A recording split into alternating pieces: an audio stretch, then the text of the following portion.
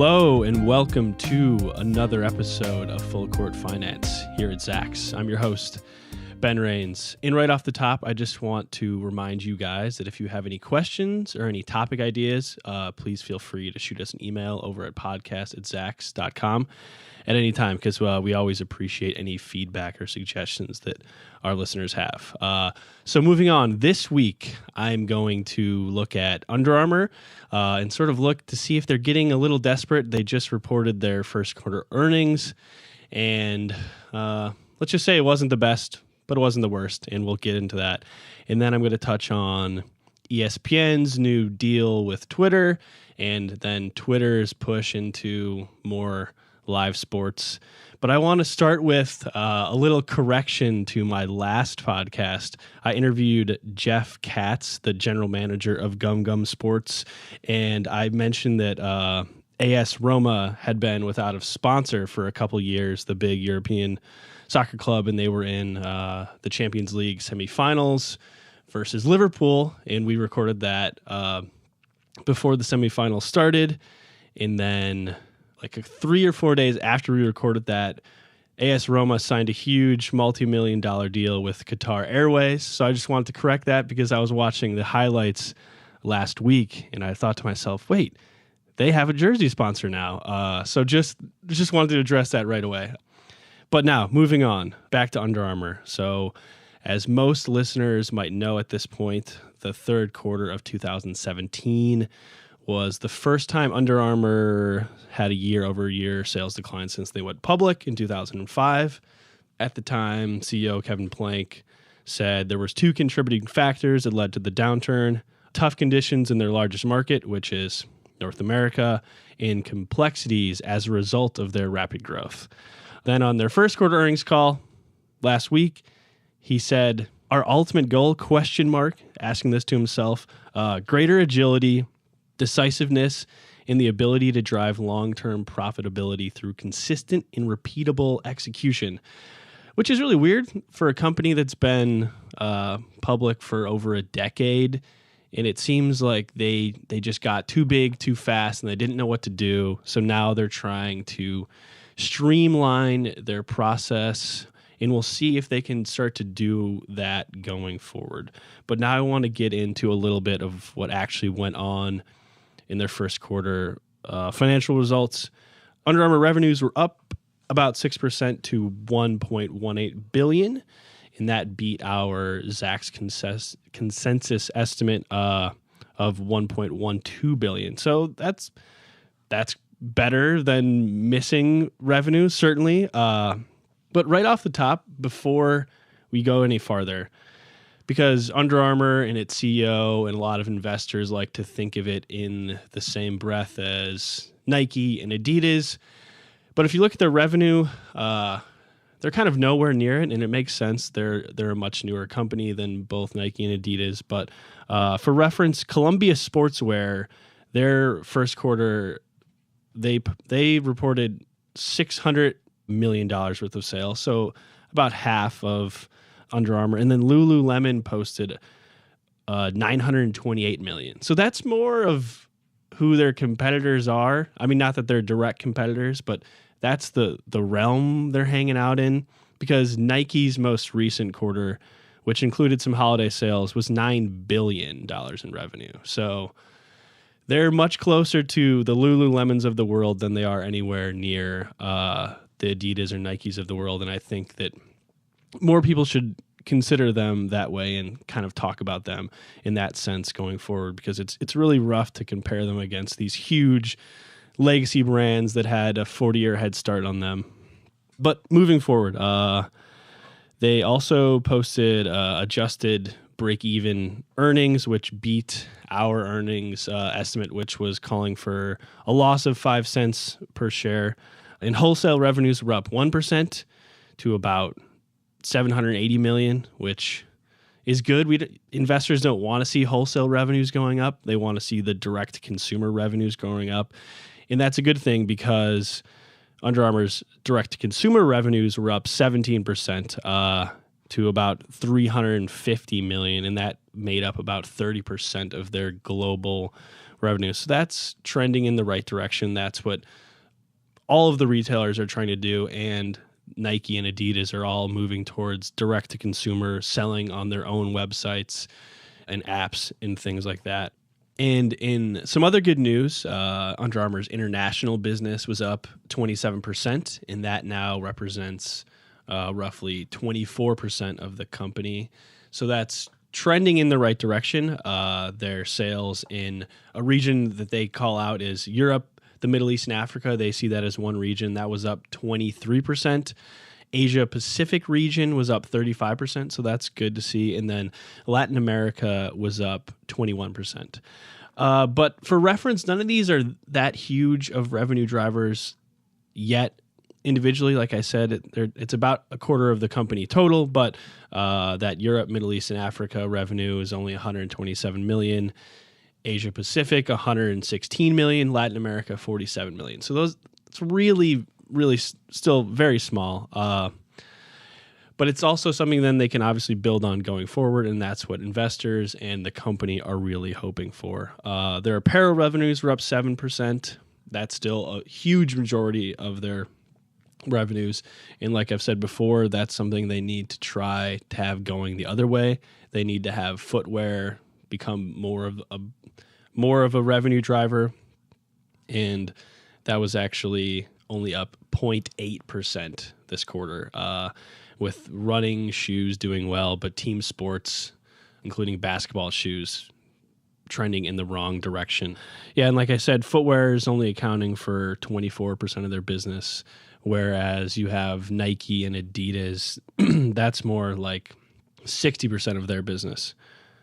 And then what's also kind of scary for Under Armour is they reported a GAAP loss of about $30 million, where in the year prior quarter, they reported a profit of over $7 million. So that's a huge year-over-year decline, and a lot of it is due to this restructuring they're trying to do and streamline the business. But for now, I think that should really worry some investors. And then another troubling sign is their inventory was up huge in the first quarter. It grew 27% to $1.1 billion, which was almost exactly what they made in sales in the first quarter, where you have Nike's last quarter, their inventories climbed 10% and made up about half of their sales. Lululemon, in their most recent quarter, their inventories are up 10%, about a third of their sales. And what's bad about their inventories going up is that could then lead to some discounting, which could damage their brand going forward, which is exactly what they don't need at this time. They want it to be something where they're not all of a sudden having to dump a bunch of stuff, because that hurts their bottom line and it hurts their top line, and it also just hurts their image to be discounting your stuff at just a way lower price than you should be trying to sell it. And they're hoping that their inventories are up because they're trying to grow abroad, but there is a downturn at home in the U.S. market, and they're going to have a hard time growing internationally, certainly as quickly as they're trying to. And another weird thing is, for all the stars they have of Jordan Spieth and Tom Brady and Bryce Harper and Steph Curry, on their earnings call, I was reading through the transcript the other night, they pointed to The Rock a lot, Dwayne Johnson, more than all of these other big stars of mainstream sports. He's obviously one of the biggest movie stars on the planet. He's in a movie like twice a month these days, but his line is actually, it's called the Project Rock, and it's sold out pretty much everywhere is what they were saying. And it's kind of what they started at their core. It's workout gear and some workout shoes. And I think that's where Under Armour is at a confusing place in their company history, because this line that The Rock has is doing really well. And I think that's what their brand was always meant to be. They were this workout and Under Armour. It was literally supposed to go under your clothes when you're working out, this skin tight stuff. And then they tried to get big and get into basketball and team sports and do all of this stuff. and now they're trying to become what Adidas and Nike are doing, which is this athleisure brand where people can wear it anywhere, either to work or on the weekends. But that hasn't been successful so far. So maybe going forward, they kind of pivot back to what they did originally. But that would certainly disappoint a lot of investors, because then all of a sudden the chances of you becoming the next Nike or Adidas are out the window if you just go back to your original niche brand of these workout-centric clothing. And then I've talked about this before, but when they're talking about growing in Europe or internationally, really anywhere, they don't have any presence in soccer, and that is the most popular sport in the world. So I don't really know how you're going to grow if you're not really selling soccer cleats. I mean, they do, but if they're not pushing that, I don't see how they grow internationally. So we'll see if they do something about that going forward. But then something fun that will help me transition into my next topic that they're pushing out during the NBA playoffs as they're trying to cultivate a little bit of their brand online is they have this new app. Under Armour has a new app called the Steph IQ app. So it's Steph Curry. Bear with me. It sounds a little goofy. So it's modeled off of the HQ Trivia app, which is pretty popular. It's like a free app. You play it twice a day, and then a bunch of people all sign up, and then you have 10 seconds to answer these questions. And then if you make it to the very end, you get a chance to win, I think, a monetary prize based on however many people are playing. But what Under Armour is doing is they're having this on this app. You download it, and then the first time Steph Curry hits a three-pointer in a playoff game, it just instantly starts. So right after that, then who's ever on, they have 10 seconds to answer 8 questions, basketball-related. And then if you make it to the end, if you get all the questions right, you get a chance to win. And let me look at this real fast. You get a chance to win prizes such as Steph Curry 5, so the Curry 5s, playoff tickets, which would be pretty awesome, or you get a part of $10,000 worth of Under Armour gift cards. So we'll see how that works. I think they have to try anything. It doesn't cost them much to put this app together. What's actually funny, though, is that Steph Curry missed the first round of the playoffs, and he didn't play until Game 2 of the second round versus the Pelicans. So I'm sure they wish they could have started this earlier, right when the playoffs were starting, as a more of a push. And actually, he hadn't even played since March 23rd, so he hadn't played in a really long time. So they'll hope that this app can maybe get a little more buzz on social media, because that is one place they're also really struggling. And I know I've said this before if you listen to this podcast, but I think it bears repeating. If you look at where Under Armour stands on social media, especially for a company that's trying to grow in this new wave of direct-to-consumer, this is a huge problem going forward. So Under Armour has 973,000 followers on Twitter and 5.3 million followers on Instagram. Nike has 7.4 million followers on Twitter and 77.3 million on Instagram. They're way closer to Lululemon, which, like I said before, that's what I think investors need to start to think about them as more of a smaller brand that's not at this point coming close to competing with the likes of Nike or Adidas. And it's crazy to think that they even have these huge athletes under contract when you realize they are so much smaller of a company than Nike and Adidas. So it's a testament to what they've done so far to get here.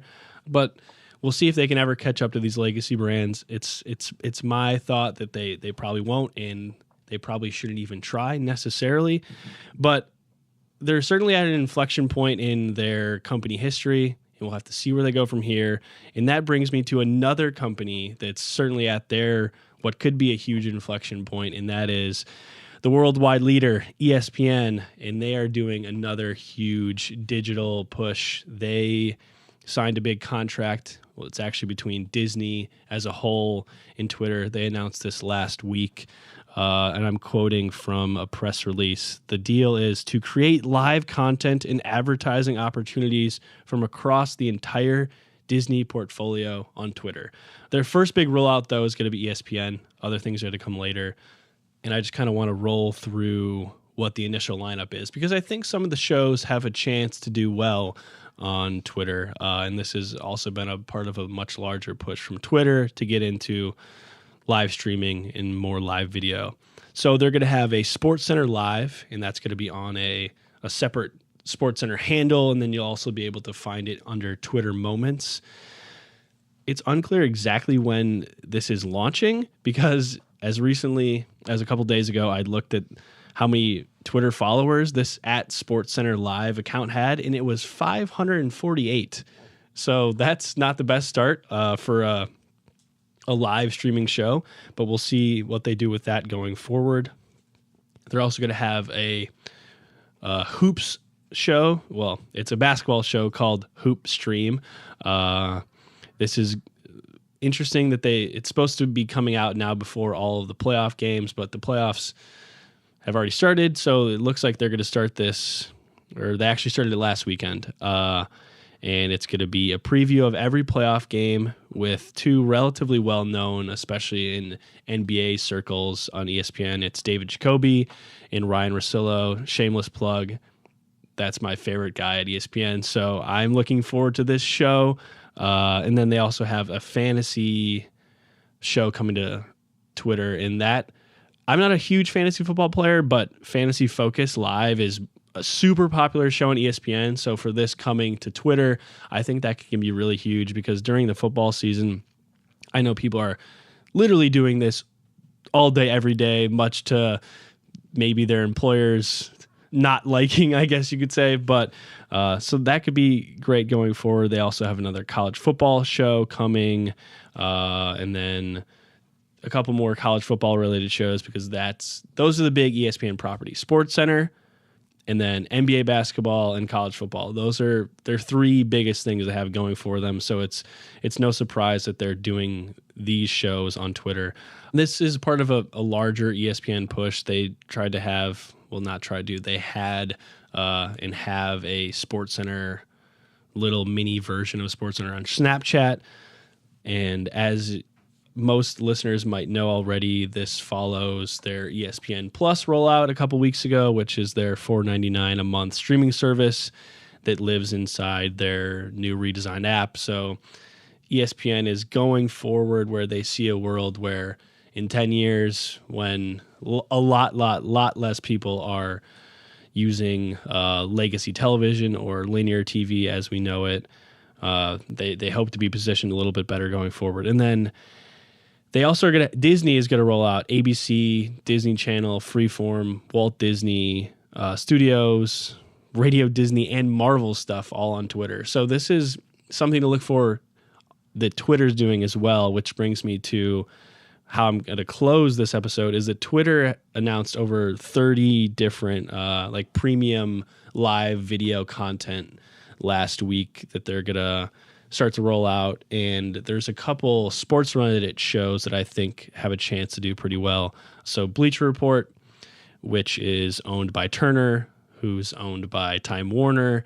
Bleacher Report started as a little sports app, and now it's pretty big. They're going to have their House of Highlights show live, so we'll see how that works. Then you have Derek Jeter's Players Tribune, which I think it works with ESPN in some capacity, or used to at least.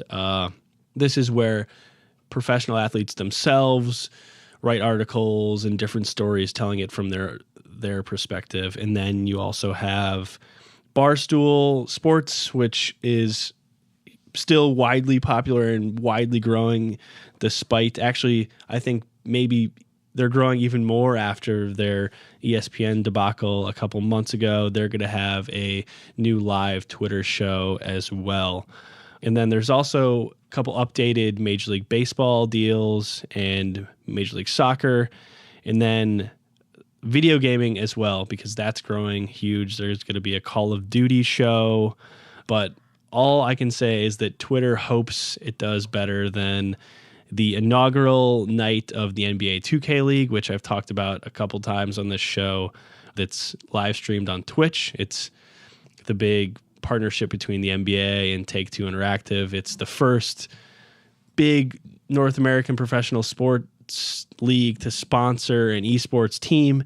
And the first night, their inaugural game, 10,000 people watched. So that might not be what it gets for the rest of the summer, but that's way, way, way too low for how much they're investing in it. But it is just the beginning. So 10,000 is better than zero, obviously. And they're also competing that same night. They were competing against actual NBA games. You had LeBron James and the Cavaliers playing the Raptors. And then you had actually that night that it debuted, Steph Curry made his return and they beat the Pelicans in a pretty fun game on TNT. So we'll see how that goes going forward. But yeah, it's been an interesting time in the last week for sports, and we'll be back next week with what's next. And that does it for another episode of Full Court Finance. Until next time, I'm your host, Ben Rains. And remember, if you have any questions, please feel free to shoot us an email over at podcast@zax.com.